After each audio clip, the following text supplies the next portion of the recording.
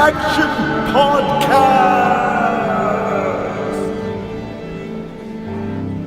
with your hosts Chris Carson and D.C. and Shama.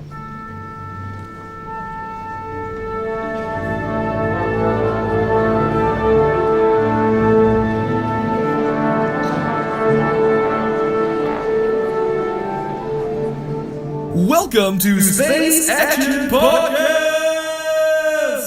a division of Space Action Heroes, a webcomic you can find at spaceactionheroes.com. I am Chris Carson. I'm DC and Shama. And welcome to the 25th Space Action Podcast. 7 months of doing this shit. 7 months. It's not 25 weeks straight. We've had a lot of weeks in between where we've had a next time on Space Action Podcast video, shit like that. So occasionally some of us would break a limb. Occasionally some of us would just not want to drive to Toronto. That's it. Some cars would commit suicide occasionally. That would happen every once in a while. And so here we are, about seven. We'd have to double check the date of the first one, but it's been about 7 months. I don't think I've ever done anything consistently 25 times. 25 times, yeah. Bring a girl to orgasm. Look myself in the mirror without any shame. Yeah, never happens. Go to the bathroom without blood in my stool. I've done very little 25 times in a row. So for 25 episodes, we're going to do 25-year retrospective on the year 1993. Because god damn it, that 1998 one is still one of my favorite ones. This is a bit of a spiritual sequel to our random, drawn out of a hat idea of 20 years ago today movies. That's correct. This is a bit of a spiritual sequel / makes sense because 25, sure, right? Mm-hmm. Right? That makes sense. Mm-hmm. Get a mathematician in here. But we're not going to do any kind of top 10 grossing or anything because, quite frankly, the top 10 grossing movies are a lot of things I don't think either of us have seen. From 93, yeah. From 93. Or Oscar winners and stuff like that. So we're just going to go over... I mean, not unless you want to do 40 minutes on Schindler's List. Kinda. Maybe. I think by the end of it, I might just kill myself out of depression. Yeah. So we're just going to look at some of the biggest... most influential or important to us movies. My favorite. From 1993. Going through the list, I think 93, I would have been 6, was the year I must have started saying to my parents, like, I want to go to the theater and see that movie. Because I'm like looking at a bunch of these are movies, there's no way a bunch of people in my family would have wanted to see these. Mm-hmm. Like, it had to have been me dragging people to the theater for this. So, like, it's kind of interesting. Like, this is where my cinematic eye started to come online. To open? Yeah, like, why do I like the movies that I like, you know? And I would have been 11 turning 12. And I think my main memory from 1993 is Jurassic Park and the Flintstones. That's right. Oh, I didn't write down the Flintstones. The Flintstones is from 93. We already did a whole podcast on Jurassic Park, so we're going to dodge that dinosaur. Because there's a lot to talk about. We already have. That's right. So where do you want to start? Do you want me to just pick a random movie to start with? Sure. Robin Hood Men in Tights. Nah. I've seen it like twice. Dennis the Menace. Sister Act 2. I unfortunately have seen Dennis the Menace quite a bit, actually. That was Walter Matthau. It was Walter Matthau, and you had Christopher Lloyd as the homeless guy. Yeah, that's right. And I can't remember who played the fucking kid. And I don't like Robin Hood Men in Tights was again in the declining years of Mel Brooks. So the only thing Dave Chappelle's in it. Chappelle's in it, and he has one of my favorite jokes in that with what's his face, Blinken, the blind guy. Yeah, he turns and he goes, "Hey, Blinken," and he's like, "Hey, Blinken, where?" And it's some of the dumbest jokes, but it gets me every time. I remember the scenes where Mel Brooks would circumcise the carrot to show off what circumcision was, and for the longest time, because as an 11-year-old, you don't really think about shit like this, and so I always thought I wasn't circumcised because the end of my dick wasn't cut off. You were 12? Like 11. And I was like, oh, I guess I'm not circumcised. The end of my dick hasn't been cut off. And then later, like, I think when I was like 12 or 13, because the internet wasn't what it was. I couldn't look up circumcisions. B, I'm not gay, so I wasn't looking up penises regularly. So you thought like a third to half of the population was walking around with a headless cock? Cock, yeah. I didn't understand these things at 11. I didn't understand. That's traumatizing. But then finding out, it's like, no, you're circumcised. I was like, wait, what? I am, but what? And then I learned about this weird shit called foreskin. How do you find that out? Do you walk over to like, why did you tell me I wasn't circumcised? I think it was like a joke. I think it was that year, like 11 or 12. Where I was like, haha, sure glad I'm not circumcised. My father was like, you are. I'm like, What? Because if you don't have foreskin, the concept of foreskin is fucking alien He's to like, you. I never wanted to have this conversation with my son, but yes, you are circumcised. That was standard practice in the 80s in hospitals, even though you're not Jewish. But it's an incomprehensible thing. I don't think I ever even saw an uncircumcised dick until the age of pornography on the internet started to explode. Right. And I was like, oh God! What's happening? Why is Snuffleupagus trying to grab my hand? My favorite is the was it from Seinfeld? Where it's like, it's got no personality. He's got no face. Yeah. So it's. I think anyone listening to this who is circumcised could probably back me up in that it is a hard thing to consider, to perceive in your mind of what that is when you don't have it. But anyways, that already we're off on a tangent. Another random one. Coneheads came out in 1993. Chris Farley, one of his last movies. Never watched it. I remember I watched part of it again in a hotel. Okay. On television. I remember it got to that scene where Aykroyd has to fight that scorpion thing. The monster at the end. And I'm like, I'm fucking done with this. I can't watch this. I'm literally just reading from a list. I have no connection to Coneheads whatsoever. What about Demolition Man? Never saw it. This is an insane year, though. These are all huge movies. So I Married an Axe Murderer. You know what the funniest thing about my most vivid memory about that movie, other than fucking Mike Myers singing Rod Stewart as his dad with the Scottish accent. That is like at least once a week in the back of my mind. I hear, if you like my body and you think I'm sexy, it pops in my head. It pops in my head like once a week. Honestly, the one thing that drove me nuts about that movie is the theme song, There She Goes by the Laws. They played in that film at least like... There she goes again. There was one time, my sister and I remember this so vividly, there was a summer, I think she got one of those compilation albums, and that song was on there. And again, before the internet, you can just look this up. It drove us fucking crazy. Like, what movie is this that in? From? Right, yeah, right. I can see it. It's like a movie that's not serious, but it's not that funny. It's not that funny. And like, I remember there's like a montage of, there's like a helicopter shot of the city at the beginning, and we couldn't figure out what fucking movie it was from for years. The thing that always pops in my head from Sorry I Married an Axe Murderer on the regular basis, very similarly, is when he's doing his beat poetry, his slam poetry, and I think it's about Josie and the Pussycats, and he's like, you make me horny on Saturday morning. And that always pops into my head for some bizarre reason. That's too good. Well, what do you got here? Well, I'm going to start with the ones I don't want. I want to end big here. So, actually, I'll start strong. Goddamn, The Nightmare Before Christmas. Nice. Kommt mit uns, wir laden euch ein. Kinder hören ihr und heiligen Schrei. Hier bei uns wird nur geschrien. Fliehen wir nach Halloween. Fehlt in Halloween, fehlt in Halloween. Kürbis kreischt um die Mitternacht. Hier in Halloween spielen wir jedem der verdient Schabernack. Und dann fallen sie vor unverschreckt. Halloween, hier wird nur geschrien. Hier liegt Halloween. Ich bin das Monster unter deinem Bett. Augenrot, die Zähne gefletscht. Unter der Treppe, da mach ich mich rar. Finger wie Schlangen und Spinnen in dem Haar. Like, that's just one of the most seminal fucking films of any 90s kid's childhood. King has created many arguments over whether it's a Christmas movie or a Halloween movie. I think Burton took the fun out of it by saying it's a goddamn Christmas movie. Did he? Lester. Yeah, he affirmed it. I was like, fuck you, it is, dude. It's 50% Halloween Town. Like... I have to argue, I've always argued that it's a Christmas movie just because the main thrust of the narrative is about Christmas. Yeah. And Halloween ends in the first 5 minutes. Right. So I've always kind of had, like, the But setting it's still is Halloween Halloween. Town. It's, Well, it's you know what I'm Christmas, saying? though. But it starts on Halloween. It starts on Halloween. It's those crucial 3 months. But... You see, it's. I don't think. See? Yeah, right. No, I know. And especially in this age, Yeah. of everyone screaming at each other. I always argued it's Christmas just because Your main character is a skeleton. is a skeleton from Halloween Town, Yeah. but he wants to be Santa Claus. Sure. You ever hear how Tim Burton came up with that movie? He went to a department store. This is a story I always heard. And he saw all the Halloween stuff getting taken down in November and them starting to put up the Christmas stuff. Yeah. And he was like, wouldn't it be interesting if Halloween took over Christmas instead of them taking on all the Halloween stuff? It was the other way around. Right. So we came up with this idea. Like, the short story book is fucking so adorable and Was good. it based off of his idea? Yeah. Okay. I have it. It's fucking great, and it's kind of cool. If I remember correctly, the version I have comes with a CD that's actually the whole thing is narrated by Patrick Stewart. Oh, okay. And who they cut in the original, yeah. But like you get him doing the whole book. His bits on the soundtrack were amazing. They're so good. Yeah. I love the epilogue about him having skeleton kids and shit like that. Wouldn't you? Yeah, it's so good.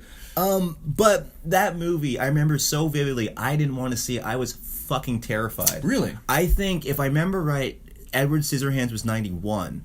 So maybe that's what got my sister into Tim Burton, but she was so dead set on seeing Nightmare Before Christmas in theaters, and I was like, the whole time just staying quiet, like, Right. scary, it was fucking terrifying. It says the word nightmare in this. Yeah, title. I remember talking to my friend Kara and being like, if I see Nightmare Before Christmas, I'm gonna have a goddamn Nightmare Before Christmas. And then, hey, I was 6. Come on.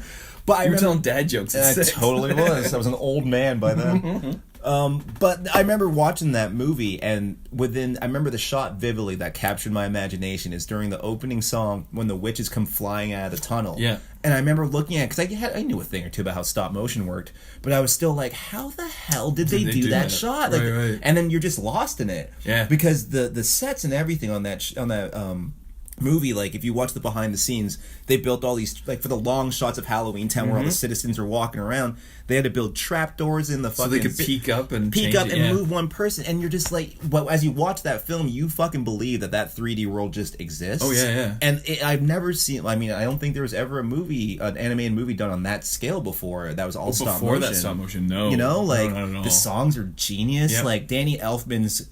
Like, as a music nerd, the chord progressions he uses, like in the Oogie Boogie song or This Is Halloween, they're so fucking... That's why they're so memorable and catchy. They're so...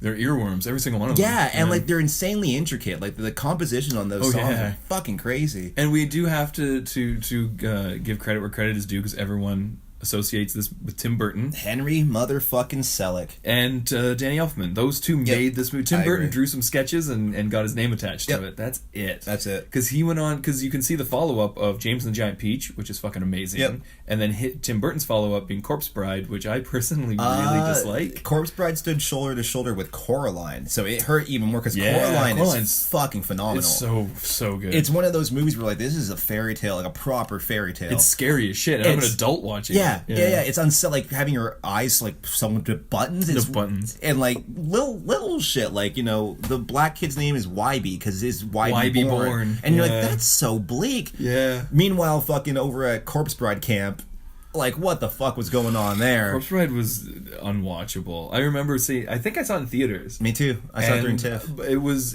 I was doing the lulled head, like. I remember digging just not caring. I like the puppet design, just in the sense that I did like, too. Because Nightmare, they're so cartoony looking. That one, he really had to make human looking puppets. So much was augmented with CGI, though. Sorry to interrupt. Oh, but was that bugged me. Yeah. I was like, oh, so this isn't. They're not trying here. But sorry, here's what you were saying. I just like, you know, I was gonna say the way they did, for example, like I remember watching the behind the scenes of The Dad.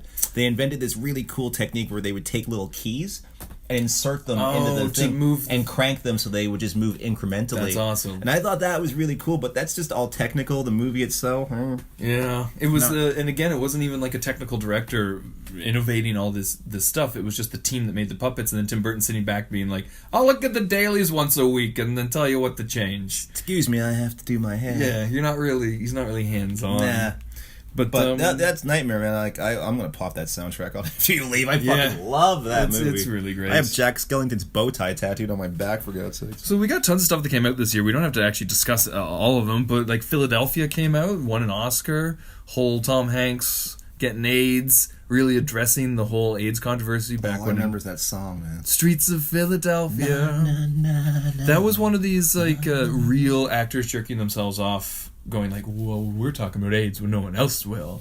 Tom Hanks? Tom Hanks and Denzel Denzel's Washington. his attorney in it, right? I always just remember when Denzel shakes his hand and then he finds out he has AIDS and he just wipes his hand on his pants. It was just such a subtle little move from an actor's perspective, but it just drove home his entire feelings without saying a word. That was a great show don't tell movie, yeah. It was one of the first times like the mainstream media had to like look the AIDS epidemic in the face and be like, this is a fucking problem, and like it's affecting like people close to you. God damn it! This is a three beside each other on this list here. Wayne's World 2 came out. Rudy, which I never really saw Rudy. But Grumpy Old Men, too. I love Grumpy Old Men. I've never seen Grumpy Old Men. I love Grumpy Old Men. Grumpier Old Men sucks, but I love Grumpy Old Men. Here's a little bit of trivia. I don't know if you knew this. Remember Dell from Wayne's World 2? Who was And no. then he had a fucking Bengal tiger, so we had to beat the shopkeeper. Yes. Yeah, that dude later went on to star in a little sci-fi movie as a captain, lovingly known as Captain Obvious to all the fan base, because every line of dialogue he has is like expository bullshit. Like, there's Senator Palpatine, he's waiting for us on the That's him? That's him. That's fucking Dell. The captain. I remember the bald guy. Yeah, that's him. He, in an interview, it was like Star Wars Insider or whatever magazine, before the movie came out, interviewed him, and he was like, I'm the new Han Solo, and he was building himself up to be the new Han Solo. No. And I remember seeing the movie and going, why would this guy think he's the new Han Solo? And then he just disappeared from the franchise. It's like, you didn't notice that Ewan's getting like a third of the lines, dude. Right. Like, this ain't about you. I think he was trying to build his brand, because he knew he only had 5 or 6 lines. So he was like, I'm like the new, I'm a pilot, I'm roguish, I'm the new Han Solo. Right. I'm in this brand new Star Wars movie. Yeah. Wayne's World 2, I guess there's not as much to talk about Wayne's World 2 as there is Wayne's World 1, because Wayne's World 2 literally is Wayne's World 1 again. With a festival. With a festival. Farley has a bigger role in that one, Yeah, too, with as his the roadie. bit off nose. Or I how thought did the he... bit off nose is dirty work. Oh, you're Isn't right, it? that is dirty work. Yeah. No, I think he's just some random roadie, because I remember the scene where they've got like a tennis ball launcher and they're shooting shit at him. Yeah. Like, they knock the mic stand down, he has to run out and grab it. Wayne's World 1 I was obsessed with, but I never really got into Wayne's World 2. Yeah, the only thing about 2 that's like stands out to me is having Walken as the villain as opposed to Rob Lowe. And that scene always pops in my head too, where they're trying to get him to Say what? Say what? And he's like, "You want me to say what?" He's like, "Other guy didn't. They get did it. not catch Did on not to catch that. on." And they're just slowly backing out. It was one of the funniest things ever. That's awesome. Yeah. All right, what do you got? What's another one that you have? Before I just keep scrolling up. Oh God, let's see. Free Willy. I don't think I ever saw Free Willy. Saw it 3 times in theaters. Dude. Really? I swear to God, I saw that movie at Brookdale Cinemas in Cornwall 3 fucking times. I think it was the poster. It was like, I know what's gonna happen. They clearly Free Willy. I never thought of that. The title and the poster give away the fucking end of the movie. The whole movie. Yeah. Oh my God. So, Fuck that movie. how about That Mrs. Michael Jackson song's really good though. How about Mrs. Doubtfire? Oh goddamn, love Mrs. I watched. That's another one I saw in theaters at least twice. Because that was, again, this is back in the day where you could see a movie for $4. So if you were born and had 2 hours, you could go catch a flick. Is it Harvey Firestein? Harvey Firestein. David. Be kind with her. She's an old woman. Yeah, that was a little blip in time where he was in everything as the funny sounding gay guy. You know what it is? I think around that time, I could be wrong, he was in a Broadway production of Hairspray. Okay. So people must have been like, this guy's fucking. We got to put him in up shit and everything. because he's the same character in everything. Yep. And he was in Independence Day, obviously. He was in Mrs. Doubtfire. Yep. Shit, what other big things was he? Harvey Firestein all over. I remember that movie. I've always had the weirdest crush on Sally Field. I always have. Sally Field, eh? Weird. Yeah. Even Aunt May in Amazing Spider-Man, Sally Field. Again, only saw one of those. They might have started with Mrs. Doubtfire. Definitely carried into. Oh my God, it's so embarrassing. Forrest Gump. Aww. Because of the opening scene, you're like, is there a Mrs.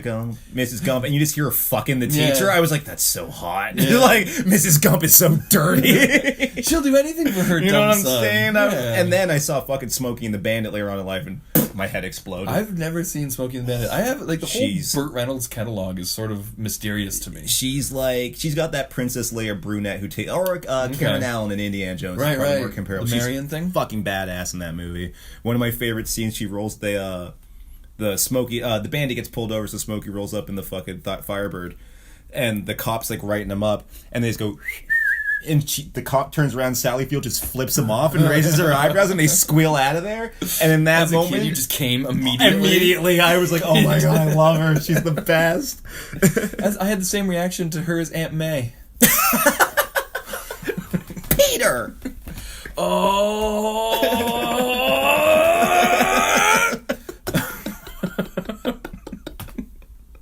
So, Whoever's in the back of the theater and keeps moaning when Aunt May comes on. sorry, that's me, Chris Carson, SpaceXheroes.com. All right, peace out, guys. We already talked about Addams Family Values last week, because it was a Thanksgiving movie. I'm kind of like half glancing your list and avoiding things that are on there. True Romance. The only Tarantino flick I think I haven't seen. Really, Yeah. it's I have seen it, but he wrote it, not directed. I mean, it's in the universe because Donowitz is in there. And Gary Oldman is a Rastafarian. Yes, he is. Kinda. Right. Yeah, that's right. And then in HBO Barry. Remember the guy he's trying to kill in the first episode? Barry is doing the monologue from True Romance. Yes, he is. Oh my God, yes, he Gary is. Oldman. That's right. I forgot about that. He has the Rasta dreads. He's got the dreads. Oh my God, he's got the dreads on. We never ended up doing Barry. We just sort of did a we did a really truncated one because we're both like, there's about 10 minutes of shit we could do about Barry. It's really great though. If you still haven't seen it, watch fucking it. Awesome. Sleepless in Seattle was that year. The Pelican Brief. Even if we haven't seen these movies, it's pretty impressive. Movies that came out in 1993. Because Pelican Brief was fucking huge. It was huge. Sleepless in Seattle was fucking huge. It was weird because like I find the early 90s was this weird time where we hadn't really capitalized on talent yet. Like the grunge era had killed the metal scene. Independent cinema was starting to come to the forefront. Like a bunch of people were taking risk on these no-name directors who had these little stories to tell. And I find like it was the perfect balance of like 80s sensationalism and putting the spotlight on an individual like we have now. It was right in the middle where people were willing to put huge amounts of money into like not original ideas. So you got a lot of cool shit bubbling to the surface. And it was also the golden age of film. It was after almost 100 years of using film, they perfected the craft to the point, and then 2000 starts and digital comes around. Right. And then early digital is like early film, how fucking ugly it is. Right. So that was like, I think any movie made between 1993, the year we're doing, and 1999 it never looked prettier. To this day, it's never looked prettier. And just memorable. I think that has to do a lot with the craft of it. It was back when it was a craft and not a technical skill. It was a creative skill. I think it's like as a photographer, like I have a minor in photography from OCAD, so like knowing how hard it is to fucking get everything perfect on film in that 1 second because you one only, shot. Exactly. You got to know the film too. Yep. It's not like you're just looking through a viewfinder and able to adjust it. Yep. There was a quote by Robert Rodriguez which made me hate digital right off the bat, where he was praising digital by going, "It's like shooting movies in high school again, where you just set up the camera, look at the viewfinder, and adjust things to your liking." And I went, well, that takes away the fucking craft of it, doesn't it? Yeah, I don't know. I think you didn't have as much liberty in a good way. Like you really put all your best material on Front Street on every take to make sure everything like it was. Yeah, there was no doing it lazily because you're gonna fix it in post. Yeah, exactly. Right. Yeah, exactly. Oh, and for all the ladies listening, Hocus Pocus. A staple film for every woman I've ever met my entire life. 100%. Especially this time of the year, the fall season. Yeah. Like, holy the fuck. Time for Hocus Pocus. That was 93. I've never seen it as well. Sorry, ladies. I have had several exes and even current girlfriend try to show me Hocus Pocus. Yep. At least, I can think of two off the top of my head that we have to watch it, just never did. I'm able to writher out of it in one way or another. You want to see a witch movie? Fuck them! I just put on The Witch. Like, enjoy this. The Fugitive. I didn't kill my wife. I don't care. I absolutely fucking love The Fugitive. I was obsessed. The Fugitive was always a perfect example of how to adapt an old property. Crichton? No. Was the book? No, The Fugitive was an old TV series from the 50s, 60s. Okay, you have to educate me here. I didn't know any of that. It was a black and white show. It was, I think it was black and white, and then came into the era of Technicolor. So I think it was very much like the Hulk TV series, where it was just what's his name? What's the main character's name? And he's from The Fugitive. Harrison Ford's Dr. Richard Kimball. He was going town to town. And the overall arc of the show was a one-armed man had killed his wife, and he was on the run from the law. So every week was a standalone episode of him getting himself inserted into someone else's adventure. Gotcha. As he went town to town, kind of looking for the one-armed man. And then they do the great bait and switch, very much like the Mandarin in Iron Man 3, where the one-armed man is just like a henchman to the real villain, who's his old partner, who set up his death so that he could get approving on medicine. And I was obsessed with The Fugitive. The soundtrack. It was iconic. That train sequence was so iconic. Yeah. And then The Fugitive 2 just immediately dropped so far in quality. L.A.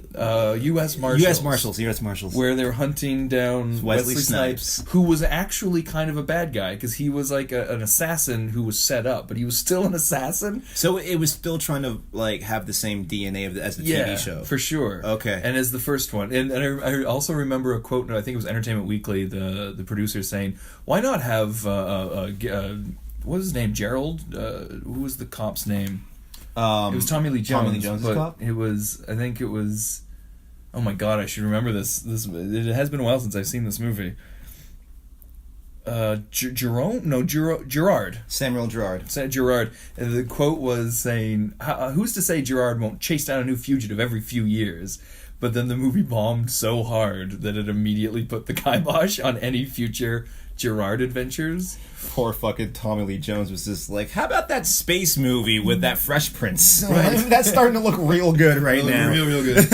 And the final shot of U.S. Marshals was so cringeworthy because the camera they had set up, it was on like a swing arm that could actually go above the crowd, but it started sideways on the hood of a car and went whoosh around the hood. And I think the guy thought he was being edgy or creative with this shot, but it just looked like fucking high school. It was horrible. One of the things I always remember about The Fugitive the most is, I mean, as with anything dudes in, Joey Pants is fucking Tommy Lee Jones' style. What happened? He jumped off. That's chewing his gum. Yeah. Oh, the whole march through the St. Patrick's Day parade is amazing. The suspense in that movie. That is good. Man, that is a good one. There's not good suspense in movies anymore because they play it too safe. Of people don't. You got to give the answers. You got to have payoff really quickly. Scares or a musical sting. They're a startle. I don't think. What's the last movie you could name that's had real palatable suspense? That wasn't like a horror movie, right? Like that was just like a straight up cop drama. It was just a suspense film. Like The Predator is a suspense film, the original. It's not an action movie. Well, because I even think about like, even though it has quiet moments, The Dark Knight is like a police procedural. Help me out here. Procedural. The Dark Knight is a police procedural with, you know, a clown and a dude dressed like a bat, and like that whole last act is just quiet suspense. Yeah. But all the moments that could have been suspenseful in that movie have like loud score, action beats, quick edits. Ooh, Sicario. That's a really good example. That was a really good exploration of suspense. Yeah, we never did our Sicario podcast. No, we didn't. We never did. Well, there's still time. I watched part of the sequel, and they were trying at the shop, and they were trying to capture like the same. It was the Ninja Turtles 2 to Ninja Turtles, wasn't it? It was. I'm trying to think of something that would feel comparable, where like you could tell it was a different director trying to 28 Days Later versus 28 weeks later. Yeah, where you're like, it kind of. I get you're getting. Trying to do the vibe, but no one's Danny Boyle. Right. So you can like mimic his like long shots and like far away. It's not going to be the same. It's like someone else trying to conduct John Williams music. Very much so. Like it's literally his heartbeat that pushes the tempo. There's a sequence. No one can recreate it. There's a sequence in Sicario 2, Day of the Soldado, or whatever it was called, where there's a. I just remember him shooting the gun. Adios. That was fucking stupid. Use his index finger to shoot a gun. That was in the trailer. Also, it's not very cost effective, Benicio. I'm sure money's not a problem for you because you're an assassin. But dude, what are you doing? That felt like a Benicio del Toro decision, considering all of his recent decisions, like Star Wars. And it still hurts. His creative decisions recently have been. Horrible. I interrupted you there. No, I'm telling you, he's just in the school of Johnny Depp now, where he's just like swing for the fences horde. Like he's at the Mad Hatter stage. He's past his Jack Sparrow phase, and he's well into his Mad Hatter phase. Yeah. But no, there's a sequence from the second one where there's a terrorist bombing at a convenience store, and it's one long take, and the whole time, like, I get you're trying to capture the suspense of the border scene, but you're not doing it justice. No. Like that's an intangible thing. That's just talent, right? Yep. All right, what's another one you got? All right, another one I got, Groundhog Day. Oh, Groundhog Day. Which is like becomes such a staple of culture. They literally teach classes about it. Yeah. Like so I think Harold Ramis, before he died, did officially say how long he was in there. And it was something like crazy. 100 years. It's a terrifying amount of time. It's enough time for him to have learned piano, to become a master of like a handful of things, and to think he's immortal. Ramis once said that Phil was trapped in Groundhog Day for 10 years. 10? 10 years. I've heard way more than that. Even though the original plan was to have him trapped for 10,000 years.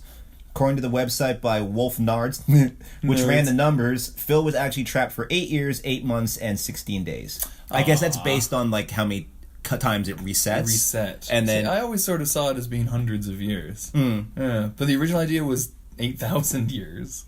10,000. Or 10,000 was the original concept. Oh my god, can you imagine?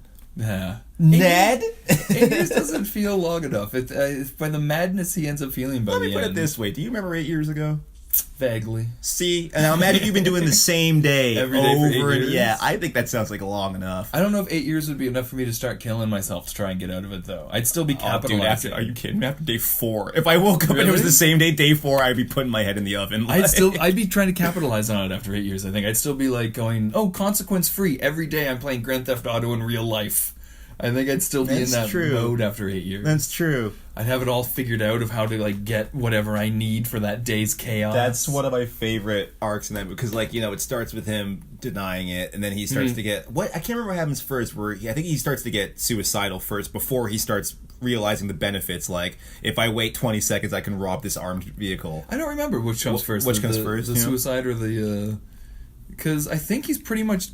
I don't know. I think because he keeps trying to win. What's her name? The girl. Andie MacDowell. Andie MacDowell. And I think when that starts, because remember there's... And Andie MacDowell. Oh, so many beautiful brunettes of the fucking 90s. But I love the whole montage where he's trying to recreate the day that he almost like won her heart, but he just keeps he keeps trying too hard and failing. And like, we're gonna have a snowball fight now. We're gonna wrestle. Oh, that snowball fight is one of the it was like, oh, you little scams, get back here. That's one of my She's like, what are you doing? Get away from me. Because it worked the last time. It's so ham-fisted. That's one of my favorite. Or my another ones I love is when he's going around. He's like, this is so-and-so. She has a blah, blah. This is so-and-so. She's a waiter, and she makes noises like a chipmunk whenever she orgasms. Like, just systemically calling everyone out. And then when he tries everything to save the hobo. Oh, it just turns fuck out off with that part. His day to die is that day. And I like, if you really think about that movie, it essentially tells you the story of, like, what happens whenever God tries to make himself mortal. Like, if God spent a day on Earth, this is the things he would know, what he would try to do, but if the world keeps going, he can only, like, this is how God is flawed. He can only do so much shit. But, dude, that movie, it's one of those ones that if you're going through the channels and it's on, you're going to stop and stuck fucking on watch it. You can't it's like not Kubrick or Tarantino. You just can't not. And also, it's pretty hilarious that the two saddest moments in Bill Murray's film career both revolve around homeless people dying. Because in Scrooged, when he finds the guy frozen in the grate, God, that's right. and then trying to save the hobo. Is hobo no longer a socially acceptable term? PC? Yeah. I don't know. I don't know if hobo, because it's so. I just What think of do a you guy call with a them, bindle. like, fucking domicile impaired? Yeah, I don't know. I don't know. Human raccoons. Right now, someone's getting all pissed. That's insensitive. What you said right there was so insensitive. Can we move for human raccoon? Because. Don't worry, folks. Homeless people don't listen to podcasts. They, unless they're like the Toronto busker homeless people who have their fucking Nike shoes and iPhones. Oh my god, I saw a dude the other day. It's this quick tangent. Guy was walking by and he's just like, hey man, do you have any money? He's like, sorry, I only have my debit card. Swear to God, the dude goes, oh, it's okay, I got my phone. You can just give me a tap. Really? He had like the square thing plugged into it. Then sell your phone. That's the thing. We have such a problem with like mental health care stations being shut down and homeless people who genuinely can't take care of themselves, people who have breakdowns or strokes or people who've lost everything and are in too much debt. These fuckers, these douchey kids with their iPhones and Nikes infuriate me. Yeah, just go get a fucking job. I had like this crust punky girl who's in the class with me at OCAD, and then a few weeks later I see her hanging out in the car. I'm like, are you serious? Are you taking money away from people who And I was like, really are you still at need OCAD? She's like, yeah, I got class. And I'm like, you're a monster. You're an unbelievable piece of shit. Yeah. Like, holy the fuck. I can't, because I always see them in downtown Toronto. It's always kids with iPods and pets and expensive clothes busking. I'm like, fuck you. There are people who need this. You are not two of them. Anyways. Having said that, they need to fucking have a Groundhog Day like experience. Having said that, I'm going to segue into falling down. Ooh. Hey, where do you think you're going? You can't come this way. What are you doing to the street? We're fixing it. What the hell does it look like? 2 days ago it was fine. You telling me the street fell apart in 2 days? Well, I guess so. Pardon me, but that's bullshit. I want to know what's wrong with the street. See, I don't think anything's wrong with the street. I think you're just trying to justify your inflated budgets. What are you, nuts? No, I know how it works. If you don't spend the money you have projected this year, they won't give you the same amount next year. Now, I want you to admit there's nothing wrong with the street. 1993, Falling Down. There are days where I absolutely, the drive here to record this podcast, I was an inch away from falling down. Yep. There are days when I'm glad Canada doesn't sell handguns. That movie essentially is the Joker origin story that fucking Joaquin Phoenix won't be able to touch. Pretty much. It's just like, it's so relatable. Mm-hmm. It's so tangible. I remember watching that movie as, again, a kid. I'm 6. Well, probably not right away in theaters, but nonetheless, watching like as a child, I can empathize with this character. Like it's told so effectively. Joel Schumacher went from that to Batman. Is that Schumacher? Yeah. Oh, fucking hell! Went from dude. that to Batman Forever. That's pretty messed up. And also one of the first movies. Second movie I can think of where Michael Douglas has a fucking cell phone. Like he was on the cutting edge. Oh, that big giant beast in a briefcase kind of thing. Yeah. I remember seeing that as a kid and being like, "Wow, he must be rich. That is so cool." But just that, I love the whole narrative of someone. It's not even about someone going crazy and breaking down. It's about someone kind of finally seeing, the little guy behind the Wizard of Oz of life. Of sudden, it's because it would be so much simpler and it wouldn't have lasted this long if it was just a guy going crazy. Right. It's a guy going crazy for completely appropriate reasons. He just wants to go to his daughter's birthday. It's almost like a guy All he going wants. insane when you really deconstruct it, because we're all fucking crazy for sitting in that traffic.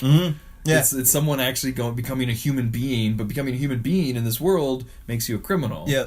It's really great. It was almost like a very primordial soup version of like what you'll see, Chuck Palahniuk or Chuck Klosterman write about, where it's like this fucking workaday world has gone is so sedated you just want to snap sometimes, like. And if you actually did think, it's like, I always make the cell phone example. If our brains actively registered the fact that children died mining minerals, they have suicide nets set up outside the plants where they put these phones together. If we thought about that, we would all never get out of bed. So we have to just compartmentalize that, push it down, and it comes out in ways like screaming on Twitter at each other. Exactly. It's so crazy. But yeah, Falling Down is amazing. There's a bunch more on here. What do you got? Let's see. Next, you've never seen Benny and June. I have not seen Benny and June. I think I probably have. All you need to know about it is, 1, The Proclaimers, and 2, before he became like a wino weirdo, Johnny Depp was adorable. God damn, he's charming as fuck in that What did you movie. say was like a Buster Keaton? He does. So basically, his character is Charlie Chaplin. Yeah, he's a bit of both. Like there's people have done side by side comparison. He literally does bits from both of them. Sort of like how Jack Sparrow was Pepe Le Pew. Exactly. Yeah. Okay. But his physical comedy in that fucking movie is phenomenal, and like he's essentially mute. My only problem with that movie is its portrayal of mental illness being like, if you're quirky enough, you can fucking figure it out. I'm like, oh, go fuck yourself. What is this? As good as it gets? It was like a good attempt for 93, but like it doesn't age well. Right. Benny and June. Benny and June. That's Benny and June. Quick rapid fire. We have Indecent Proposal. Never really saw it, but that gave birth to the whole thing about some rich guy wants to sleep with either your wife or husband and will pay money for it. That's where that whole thing. Leaving Las Vegas is basically a parody of Indecent Proposal. Homeward Bound, the sequel. Okay. Well, fuck that one. I thought you meant the original. Oh, maybe does Homeward Bound have a subtitle? No, the first one's just... This was the 90s, man. They didn't fucking put subtitles under movies yet. Sequel, Tombstone. I never really saw Tombstone. That's one I had on my list. Oh, yeah? Okay, cool. I fucking love Tombstone. Tombstone's one of those flicks where it's just like... I'm an Old West nerd, and it was a resurgence, but it's told so earnestly and so fucking good. It's a movie. I can compare it to Falling Down of just a dude who doesn't want to do the thing that that's going to happen. Who's the main guy? Kurt Russell. It is. He's Kurt playing Wyatt Earp. Oh, okay. Gotcha. And then you got Val Kilmer as Doc Holliday. Oh yeah. And probably one of his best. I'll be your Huckleberry. He's like one of the best. I would say that and Kiss Kiss Bang Bang are my two favorite Val Kilmers ever. Nice. Well, I mean, there's not a lot of options. I mean, I guess maybe The Doors. Oh, the Doors movie. Yeah, but like, oh my god, he's so fucking good in that flick. And just like the whole movie is like, everyone's like, Wyatt, we heard you, because at that point he's a well-known gunslinger. And they're just like, we want you to be that. And he's like, no thanks. But there's a job outside, I don't want to do it. So they keep pressing him, and they keep pressing him. Just when he thinks he's out, they pull him back in. So this gang led by Powers Booth, comes into town. They're fucking just terrorizing him and his buddies. His brothers are Bill Paxton and Sam Elliott. Really? Oh, dude. Good Lord. Michael Bihn's fucking Powers Booth's number 2, and he just has those crazy Michael Biehn eyes the whole movie. Right. Oh, he's so good. So basically, they just keep pressing him and pressing him. Then, like, my favorite at the last third of that movie, Michael Rooker is one of Powers Booth's guys, and he's like, we saw what Powers Booth's guys did. We're no longer with him. We're on your side. Okay. And there's this montage of him just hunting down this gang and just laying way. He has this speech where he's like, "You wanted to bring down the Thunder. Well, now you've got it. You tell him that I'm coming. I'm coming for every single one of you." And just cuts to him laying waste to everyone. And it's one of my favorite parts of cowboy movie history. Was this before or after Unforgiven? Because Unforgiven was sort of the catalyst that restarted Westerns for like 5 years. Good question, because it's got similar kind of themes of like a guy who can kill everybody, but he just doesn't want to. Right. Unforgiven would have been the year before, 92. Oh, okay, so yeah, Unforgiven did start an avalanche of revisiting Westerns. But it only lasted for like 5 years. Yeah. And then it disappeared again. But Tombstone is one of my fucking favorites. Nice. Holy shit. Super recommendation for Tombstone. I haven't seen it. So good. I've never been much of a Western guy. It takes something like A Fistful of Dollars or a few dollars more for me to care about cowboys or playing Red Dead Redemption. Right. The thing is, I find, because the Dollars trilogy is like 3 of my favorite movies of all time. It's a hard rope to walk, a fucking cowboy movie, because you need to have like the desolate nothingness of just watching someone walk from the horizon all the way to the camera on like a 2-minute long take, and then juxtapose it with a gunfight that's fucking phenomenal and shit blowing up. Or else you go campy like the 50s John Wayne ones, where you're just hunkering around. And the Searchers, those ones are just powered by the soundtrack, like the doom da da boom da da boom. But I like the slow, quiet pace of Tombstone and like For a Few Dollars More, or Red Dead even, good old Red Dead. Oh my god, dude, I highly recommend Tombstone. It's one of my favorites. And not The Quick and the Dead. Not The Quick and the Dead. No reason to watch The Quick and the Dead. There's 100% less Bill Paxton in The Quick and the Dead, so don't bother. So now we're getting to the Schindler's List of it all. The list of the Schindler came out in 1993, and that's it for my list is over now because it's just Jurassic Park, Nightmare Before Christmas, and Groundhog Day, which we already talked about. I got 2 that I can still do. So let's jump into the Schindler's List super quick. Just talk about how important it is to watch right now, and I want to actually use this as a way into talking about something I saw on the way here, which alarmed me, and hopefully this will all gel together by the time I'm done saying it.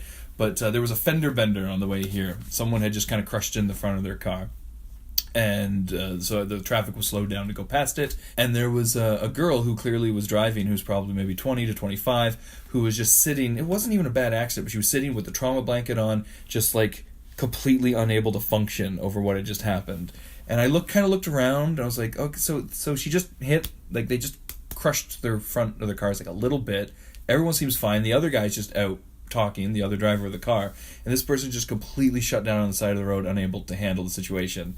And those are the type of people that will never watch Schindler's List and will never learn to not let that shit ever happen again, right? Because we were stuck there for a while, so I was watching the situation, and I'm 99% sure she was just not handling it. She just wasn't able to handle the idea. Oh, I get hit someone. Yeah. And that was so sad to me. Just this whole world of incapable of dealing with trauma.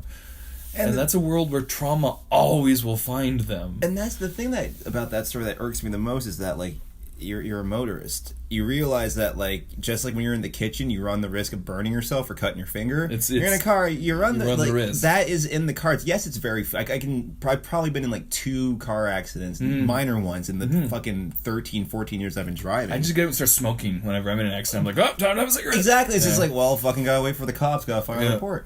But that sounds like someone who's just giving way. I'm reading this book right now, The Subtle Art of Not Giving a Fuck by Mark Manson, and just in that book he espouses the notion that if you get way too obsessed and too lost in your own fucking, he calls it the feedback loop from hell. Yeah. This woman is sitting there with that trauma blanket, sitting there oh my god, this is the worst thing that's ever happened to me. If you're having that thought, your life's pretty good. You know what I'm saying? If that's the worst, most traumatic thing, we don't know. Maybe in the past she's been in another car accident, so it's stirring up old memories. Maybe, but I thought it was a good transition into the world where Schindler's List doesn't seem to be wanted anymore, even though it's more important than ever. Yeah.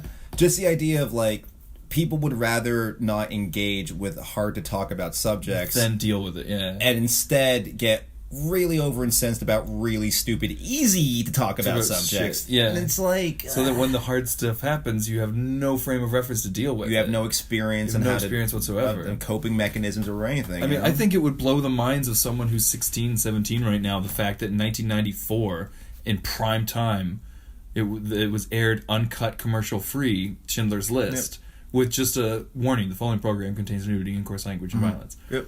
Now, like I mentioned this in a few podcasts ago, if you even put a YouTube video up talking about Schindler's List, you have to put 5 minutes of trigger warnings before it. Yeah. It's like, that's... I understand the psychology of a generation always views the upcoming generation as being in somehow less than or negative because the way they approach the world caused them to have children, so clearly it worked. So they want to infuse the way they do things in the next generation because it's guaranteed to create a generation after that. That's the psychology behind it. And then objectively you're like, oh, but every generation's better, they just do something differently. Every once in a while there's a shitty generation. The generation that let Caesar take power was a shitty generation. Oh, yeah. And I think right now this generation is failing the world. Reach that far back, man. The fucking baby boomers. Like, the idea of just, like, the war was over, let's have a bunch of kids.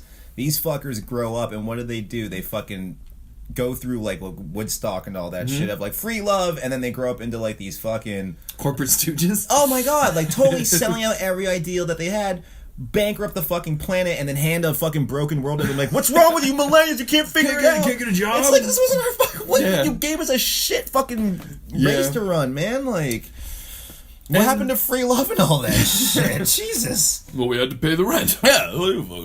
Well, there was a systematic implementation of social engineering which destroyed unity and created independence via consumerism. Duh. Asshole. Well, that's Schindler's List. So that's... On the note of those people, though, I will...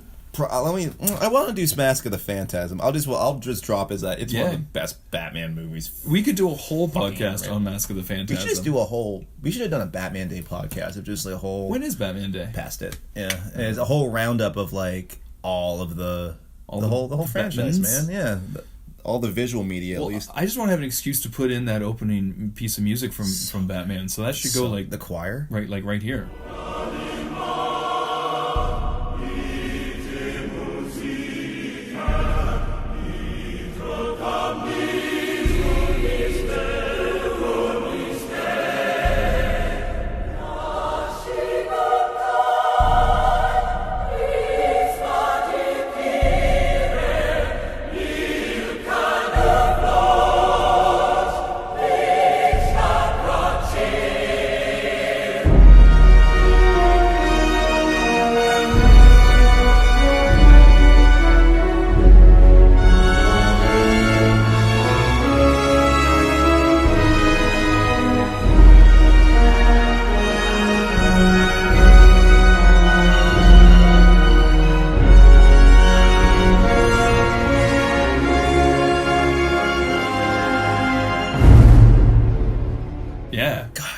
Right? So good. I really hope we don't get a copyright notice. We're talking about the movie. Yep. It's fair use. Yep. It's fair use. Goddamn right. But yeah, Batman Mask of the Phantasm is absolutely amazing. I think the only time we'll ever get Mark Hamill in the cinematic Joker role. Right? You know? Yeah. Like, which is... well, he was... I guess that was actually in theaters, wasn't it? Because he's been in a lot of the one-shots, but they don't... It was in theaters. That was the only one to make it in theaters. I never saw it when it played in no, I didn't see it in theaters either. I remember when I rented it, because like, it's just a staple of the animated series. You have to watch. I watched. That's sort of like the best series finale they could ask for. It's so because is it 3 or 4 seasons where it's Batman the Animated Series, and as soon as this is me personally, because I'm a little older than you. As soon as it became the New Adventures of Batman and Robin, and Batman, they changed his suit to have the canvas belt, and then Dick Grayson became Nightwing, and Robin. That was it for me. I was like, oh, this is not as good to me anymore. It's kind of seemed like they ran out of ideas, so they rebooted. But to me, I don't know. I kind of lost interest once Joker lost his pupils is when I lost interest in the animated series. But again, I was getting older. I would say Batman the Animated Series is Iron Man 1, and then Batman the New Adventures is like the Avengers, right? Because they were trying to be like, hey, every now and then Superman's we're gonna go to Metropolis. Because that's when Superman the cartoon was airing too. Yeah, so they really and they really started to fan out. Like one of my favorite episodes. what's her name? Static Shock? Is that her name? She was voiced by Fairuza Balk. It's one of my favorite episodes. She's the girl from The Waterboy, right? Yeah. With the gap in her teeth. And The Craft. Yeah. Oh, I love Fairuza Balk. And American History. I remember when I saw American History X, I was so confused because I have a huge crush on her and she has that cool buzz cut. right. But she's a Nazi. And I'm like, I don't know how to feel about this. It's getting to Donald Glover stand-up territory.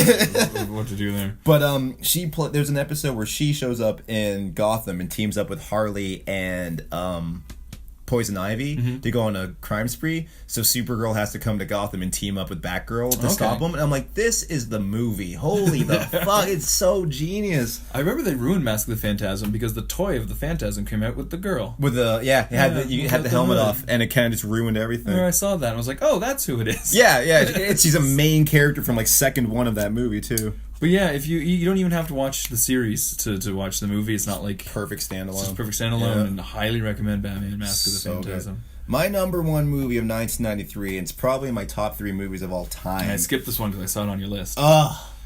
Dazed and motherfucking confused. So you're not going to go to law school? What do you want to do then? I want to dance. You going to be quarterback next year? I don't know. I might not even play. You're in need of a serious attitude adjustment, young man. Super dominant male in a 50s greaser uniform. That's what I love about these high school girls, man. I get older, they stay the same age. The 50s were boring. The 60s rocked. The 70s, oh my God, they obviously suck. Dazed and confused. See it with a bud. Behind every good man, there's a woman. And that woman was Martha Washington, man. And every day George would come home, she'd have a big fat bowl waiting for him, man, when he'd come in the door, man. She was a hip lady, man. Easily. Yeah. One of the greatest, most seminal fucking films of all time that has a plot about nothing. Nope. It's about the last day of school, in the life, yeah. And you can watch that. And what I love about that movie, I have a tradition. Every fall, on like around the end of May, even though I haven't been in school in like 5 years, you paddle some youth. I go out in my fucking truck and I paddle a bunch of freshmen. Sorry, I couldn't resist. I just slipped that in there. Like Cranking fucking Paranoid by fucking Black Sabbath. I love that movie, man. What I like the most about it is you can empathize with every character in that movie. Everyone has a little tiny arc. Whether it's fucking Mitch fucking, realizing that he's not a freshman anymore, that these guys are actually pretty cool. He becomes an adult. Fucking Tony realizing like he's not such a shut-in, that he goes from having an Abe Lincoln nightmare to kissing the girl at the end. And then kissing Kevin Spacey. Oh, Jesus. Oh, wait, that was a different thing. Oh, right, okay. Yeah, I had to bring Spacey into my Dazed and Confused echelon. What are you doing? What are you doing? Sorry. Oh my God. I'm here to promote the last season of House of Cards, available on Netflix in coming months. Oh man. Who else is in? Like the cast is nuts. Like fucking Affleck's in there. Like McConaughey is all like. All right. That's where. All right. His company. I think his company's called LIVIN. Really? His production company. He likes his high school girls. That because he gets older. And they all stay the same age. Yes, they do. But like, you know what else I love about that movie is the little blessings that just make it perfect. Like those little moments that just act, or little vignettes. Example, during that line, if you look at Floyd carefully, he unhooks his belt buckle and uses it as a pipe. Yeah. It took me like 8 watchings to notice that. Or my personal favorite, the only reason you get Ben Affleck, just like Michael Bay, is just to be loud and obnoxious. Yep, all forehead. His fucking scene where they dump the paint on him, and it's yeah. one long, what are you fucking looking at? I'll kick your ass right here. Yeah. And he walks all the way back. Is one of the best performances, but the cherry on the cake, if you look closely, Floyd puts his beer on the hood of the car. It slides off, and he barely looks. Fucking Jeremy Lund just catches the beer and puts it back on. And it's one of those moments where you're like, that was cinema. Yeah, I never noticed that. You know, Richard Linklater was just like, that is staying in the movie. That was and also Affleck's covered in paint. We can't fucking shoot this scene twice. Well, 23 times, yeah. I love that movie. What had Linklater done before? Was that sort of his claim to mass popularity? I think Slacker? Was because Slacker that gave him a name in smaller circles for sure.